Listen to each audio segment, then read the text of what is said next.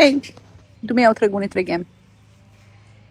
Ky tregim vjen nga folklori i popullit të Ganës dhe flet për Merimangën Anansi.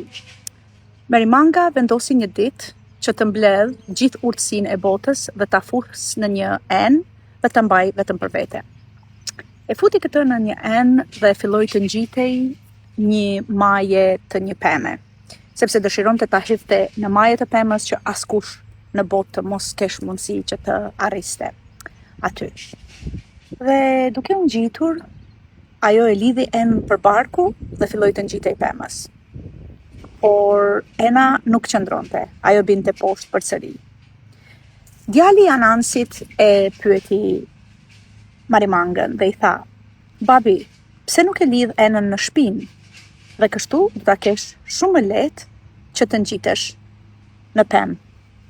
Anansi mendoi dhe tha: "Kur një fëmijë mund të më mësojë një mençuri të tillë ose diçka që unë nuk e disha, atëherë askush nuk mund ta mbaj mençurinë vetëm për vete."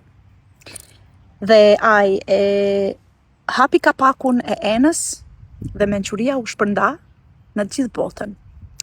Prandaj, miq të dashur, ky tregim nga populli i Ganës na tregon se mençuria nuk mbahet vetëm për vete. Ajo duhet të ndahet me të tjerët, sepse duke u ndarë me të tjerët, ajo edhe shumohet. Ndoshta një tregim të ngjajshëm është treguar gjithashtu edhe nga popuj të tjerë. Megjithatë, sot këtë ndava për ju.